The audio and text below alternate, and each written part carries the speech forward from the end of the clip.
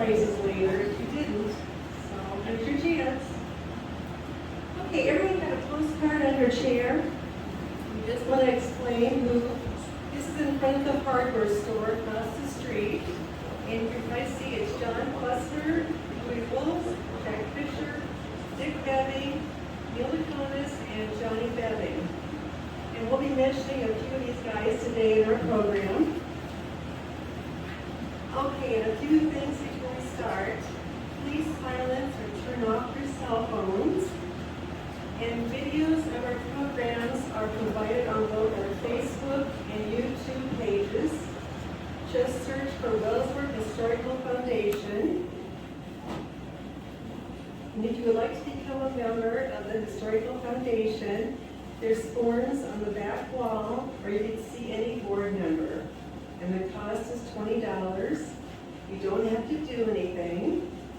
And we do take donations. We're a 501c3 organization, so your donations are tax deductible. Okay, we're excited to have Bernice, Rob and Kim, Dale and Shelley, and Andy and Carrie here today to share their story of H&H. Before we get started, we're going to have a trivia question. Can any of you tell me the names of implement dealers in the Wellsburg area over the years? Anyone you can think of? Okay, Bernice. Okay. Bebbing and Plessner. Anybody else? Aconus. Who? Aconus, yeah. Well, you got them all but one, and I didn't know the one either. The first one was J.C. Doyen. He was the first merchant in town from the late 1880s to 1912. He sold hardware and International Harvester. The next one, Peters Brothers. I don't know, didn't ring a bell with me. They were in business in the early 1900s and sold Deere and McCormick. Then we had Dick Bebbing and John T. Plessner. They were located on Main Street, where our City Hall building is across the street. They sold John Deere, and they were in business for over 40 years. H&H Implement. Neil Laconis Sr. was the IH dealer from 1936 to 1972. His business was at the end of West 4th Street, where Danny Blythe has his shop now. Then we have John Ross and Don Purvis, had the ACs. They were located a block north of us. That location is a parking lot now and the beer garden during Wellsburg days. Don sold his business in 1976. Okay, our last one is H&H Implement. It was owned by Lee Heinrich and Norm Huesman. This partnership started in 1966. And that's where the Eichen brothers have their shop now. So I'll now turn the program over to Bernice and family and let them share their history.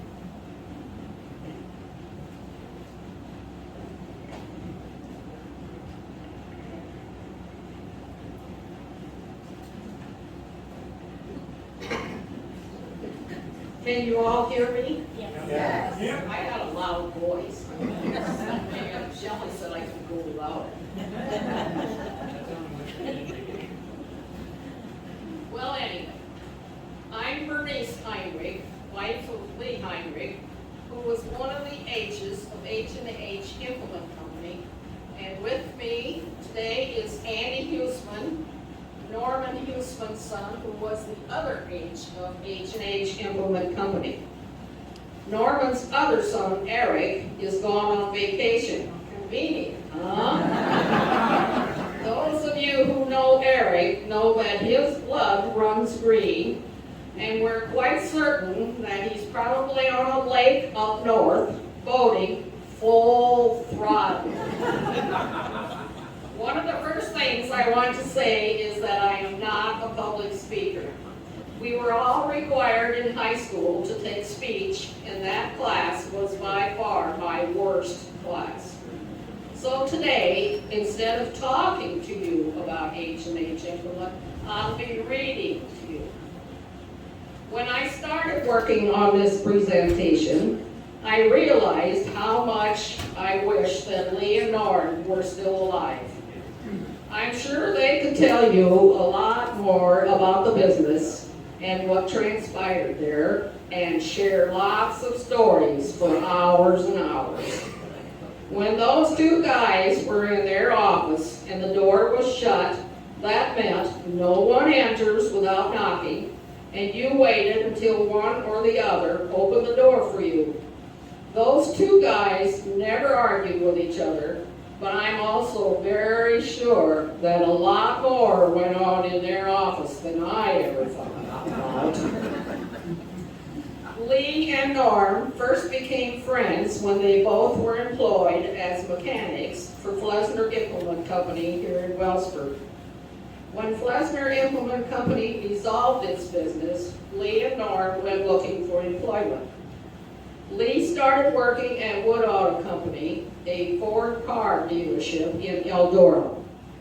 Norman went to work at Mosley Implement Company, a John Deere dealership in Conrad. Lee didn't get too wild about working on cars, and especially when it was at a Ford dealership. Sorry, but Lee and Norm were both Chevrolet through and through. With some encouragement from local farmers with John Deere equipment in this area, Lee seriously started thinking about establishing a machinery repair business here in Wellsburg. At that time, Lou Walbom, a blacksmith here in town, decided to retire, and Lee talked to him about renting out his building. This was located at 400 North Washington Street, across the street from Herman Hippen's gas station. On March 5, 1961, Lee opened his shop, and he called it Lee's Repair Shop. Lee talked to Mosley Implement Company, the John Deere dealer in Conrad, and the two of them worked out a plan in which Lee would buy John Deere parts from them, and Mosley's parts man, in turn, would pack them up each day, and Norman, being a mechanic there, would bring the parts to Lee and drop them off every night on his way home. This worked out really well for the guys. Lee's business grew, and in 1966, Lee offered Norm a job as a mechanic. Norm accepted the position, and several years later, Lee offered Norm an interest in the business, and the two guys operated as a partnership. The name of the business changed to H&H Implement Company. Lee and Norm decided at this time to expand, and a new 40 by 72 foot metal building was constructed. It consisted of two offices, large parts bin area, a coffee room, two bathrooms, and a sales-counter work area.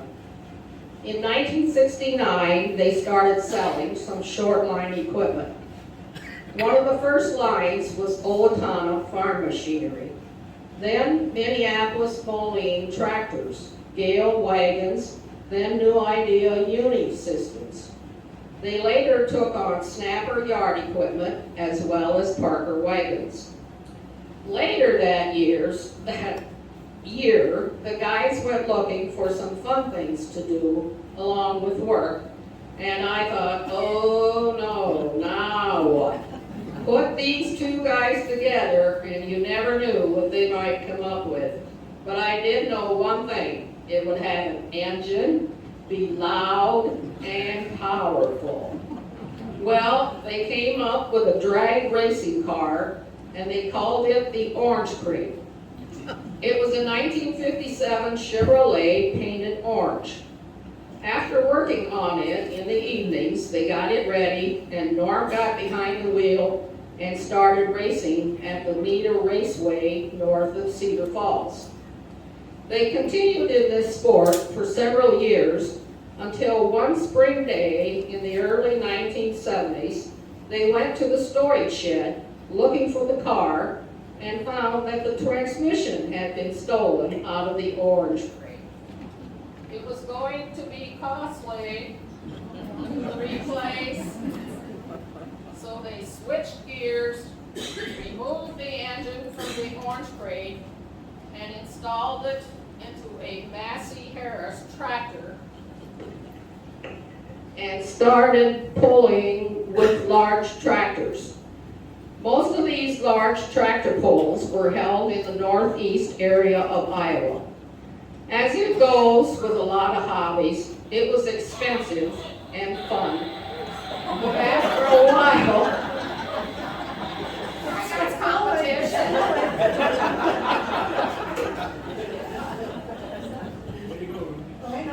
After a while, the fun wore off.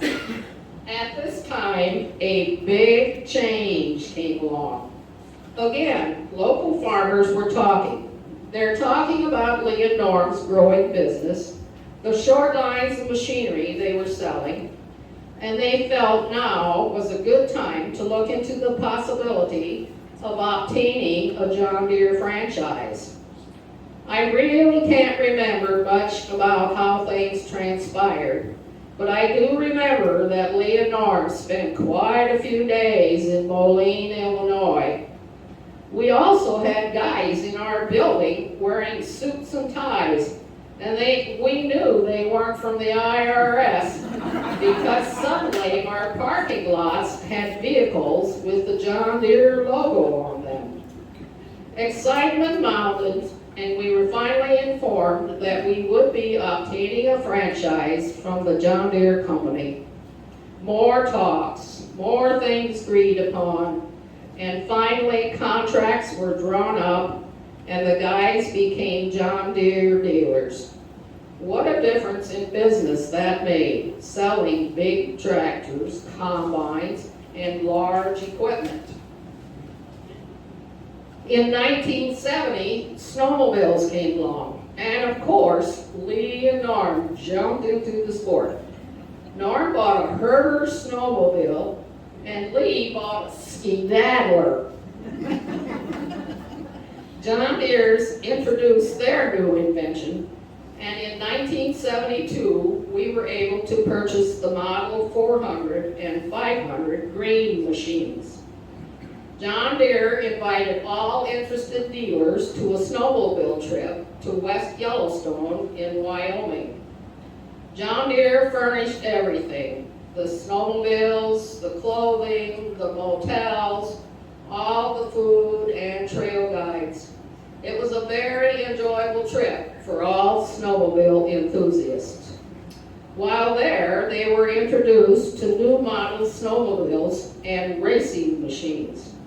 Plans were made for the 1974-75 races, and I can well imagine who the first two guys were that signed up for the races. The first race was a 250-mile cross-country race called the South Dakota Governor's Cup, and the big race was the International 500. A 500-mile race from St. Paul, Minnesota to Winnipeg, Canada. We hired drivers for these two races, and they got 4th place and 9th place, but one driver came home with a broken leg. In 1973, John Deere came out with bicycles. They manufactured 8 different models, but quality problems caused the product duration to be short. I currently still have my green 3-speed bike along with the black 10-speed bike. And then came computers. Remember first hearing that word? I thought, don't even want to hear about them. I'm not going to learn anything about them. I'm too old. I'll let my kids take care of that stuff for me. Some of us just freaked out about computers, me included. I had heard a little bit about the big companies already having them. I talked to my kids, and they told me exactly what I didn't want to hear. Sorry, Mom, you're not that old. Most of the time, they were telling me I was too old. You might just as well get used to them, as they're the coming thing. If you don't learn it, as they say, you'll get left in the dust. Then John Deere started handing to the dealers, and Lee tells Norm how scared of computers I was. And then I was thinking about quitting work. Lee said to me, remember when we had to go to the John Deere bookkeeping system years ago, and how scared you were of that? But once you learned it, you loved it. That was true, as I love math. Not much later, our territory man came in, sat down in my office, and tells me he has been talking to Lee and Norm about computers coming in, and they told him I might quit working because I was scared to death of them.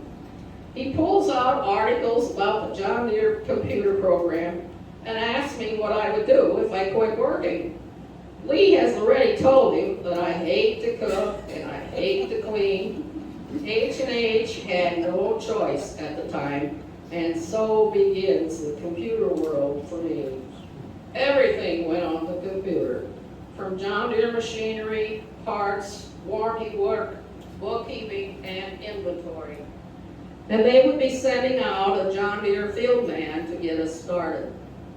Lee and Norm then came into my office, and we started talking and asking lots of questions, and we three knew we had to get with the program. The guy signed on the dotted line, and we were in the computer business. We had to move furniture in my office, we had to do some rearranging in the parts department, and we had to add another phone line. As I remember, this was about the time the guys started to add another parts man. And guess what? They thought they had to add on another building as well. We needed more storage, bigger work area with larger doorways for bigger equipment. So they added on a 60 by 100 foot building to the existing building. Lee and Norm held their first John Deere Farming Frontier Day on February 1, 1971 in their new building. The John Deere Company presented a film program devoted to the latest developments and research in agriculture. It followed with a noon luncheon, and prizes were given away. For the luncheon, the guys hired a group that served pancakes and all the trimmings. It was quite entertaining as they flipped the pancakes and tried to outdo each other as to who could flip the pancakes the highest and still have them fall right back on the griddle. This event was held annually for many years. Lee and Norm worked with the Wellsburg School, offering work experiences with local students through the Work Experience Program. The FFA Safe Corn Harvest Program was a statewide activity carried out by the FFA, and members contacted farmers and implement dealers in the community to ask their cooperation in promoting safety at harvest time. We did hire several guys through the school program. H&H hosted their first trip to the AFCO New Idea Farm Equipment Company at Coldwater, Ohio. The guys flew 6, a select group of Unisystem customers on this trip. They toured the manufacturing facilities, listed in on marketing, pricing, and servicing information. They also sponsored several bus trips, the first one being a group of 28 guys that went to John Deere in East Moline, Illinois. They toured the combine factory, the huge parts facility, and the administration building. In February of 1974, they bussed guys and a few wives to the John Deere Tractor Works in Waterloo, where they watched the assembly of new tractors. Here they also visited the new electric foundry. In March of 1974, they took the adult farmers class to the tractor factory in Waterloo. Almost all of the guys, including Lee and Norm, were volunteers on Wellsburg's fire and ambulance departments.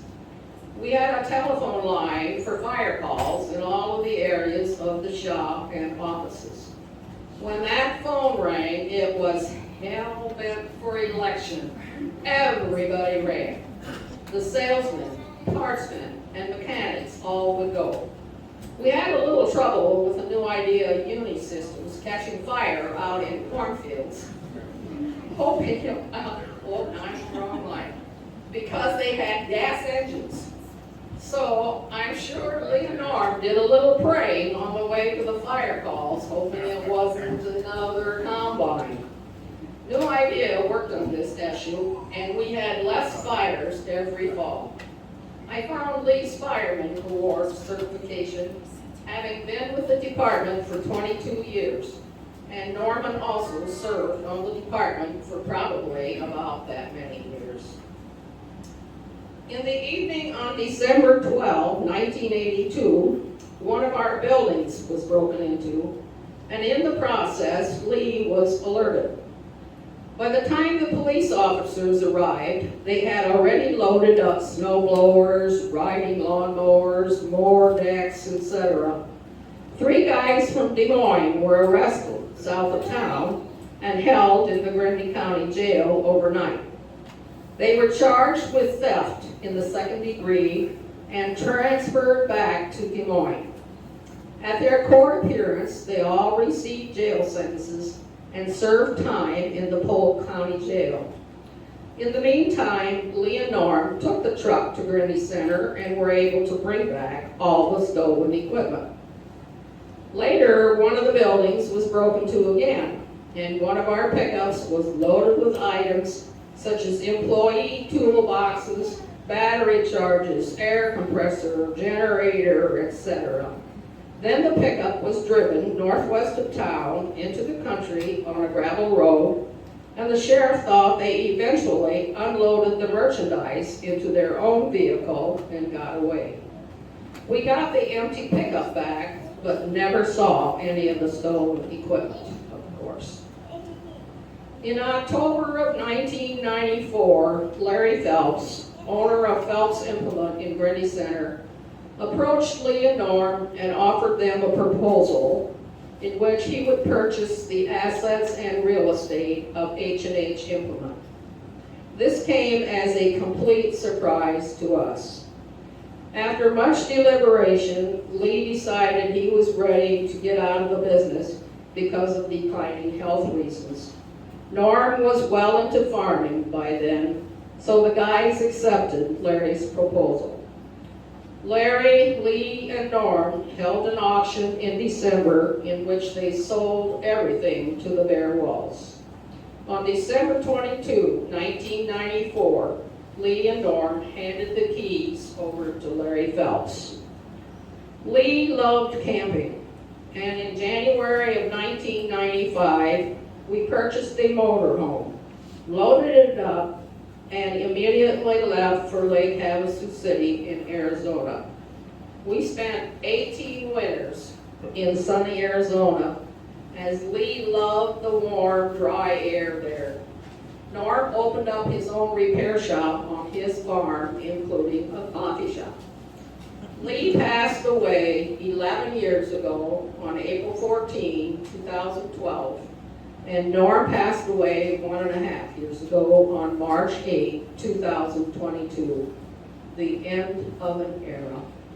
Thank you.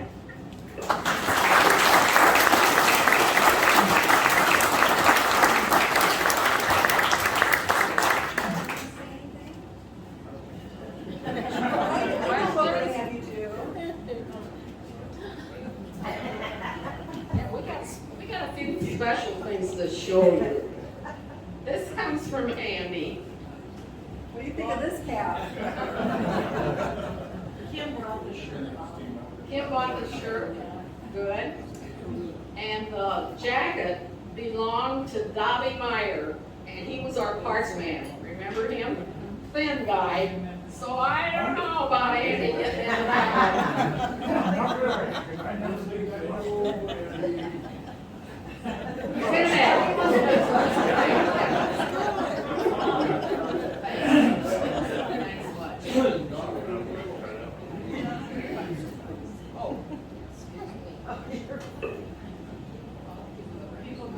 Ron, do you have anything you'd like to add? Anything? Anyone else that worked there that's here today? Dale, you worked there. You have something to share? No stories or anything? Okay.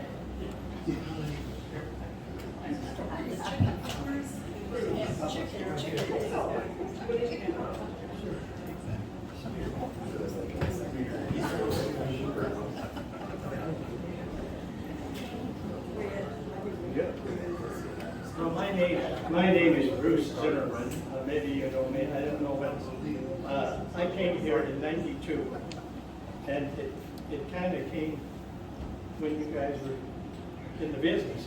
And I just have a couple of things I'd like to share about my friendship with Norman and Lee. But I was part of my family out at Paul Peters' farm, and I remember coming to get some parts here in town. And I don't know why I said it when I came in, but there were some guys standing around there, and I said, I'm Bruce Zimmerman, to get some parts for Paul Peters. And everybody looked at me kind of strangely, and the reason is that they didn't know me. They knew the Bruce Zimmerman from Steamboat Rock.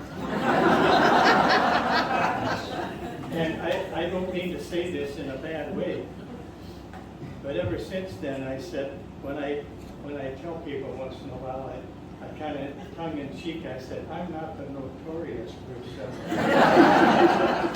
Well, anyway, I belong to John Deere Collectors Club that meets at Antique Acres in Cedar Falls every month. And Lee was a member of that group for a while. I don't know. But anyway, a few months after Norman passed away, I went to a meeting there. And I told them, I want to tell you about H&H Implement in Wellsburg, Iowa. And I told the names, and I said, Norman just recently passed away, and Lee has been gone anyway. So I told him about this, and then all of a sudden one of the guys in the club said, boy, that Norman was a wonderful guy. And he told a story that he had a 730 or something like that, that the carburetor wasn't working, and he wanted to go on a tractor ride about the next day. And he said Norman took that carburetor home, fixed it, came back, put it in the tractor so he could drive that tractor in the ride. And then somebody else on the other side said, oh yeah, I remember Lee Heinrich. He used to be a member here, he said. And he had a D. John Deere there at one of their, I don't know if it was at one of the antique acres. Anyway, usually they put a coffee can on top of the, you know, but on this one, they put one of those heavy acetylene tank tops, you know, and he forgot to take it off. And he started the thing up, and maybe you remember this, Bernice. It flew in the air and came down and hit him in the head. And he had to go to the hospital. I took him interested. Well, anyway, those are the remembrances that people have, even when I go to a John Deere Collectors thing. I want to just, this thought came to me. These two gentlemen were honest Christian men and highly respected in this community. And I must just say in closing, it is my privilege and honor to have both of their funerals. may God bless this family and your continued remembrance of H&H.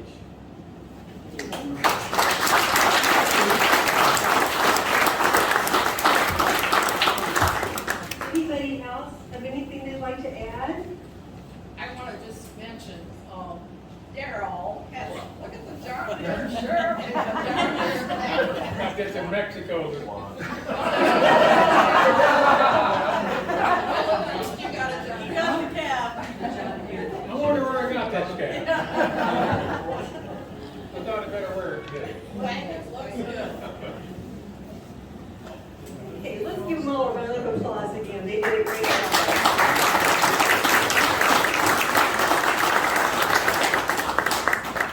Our next program will be August 19. We were going to have Junker Dairy present. Donna Junker fell and broke her pelvis, so she is not going to be presenting. We're going to have Ben Dieters and Sleepy Creek Tannery instead. So I hope you all come for that one, okay? Okay, go ahead and just visit and reminisce while we get the lunch ready, and we'll let you know when we're ready to go, okay? Thank you.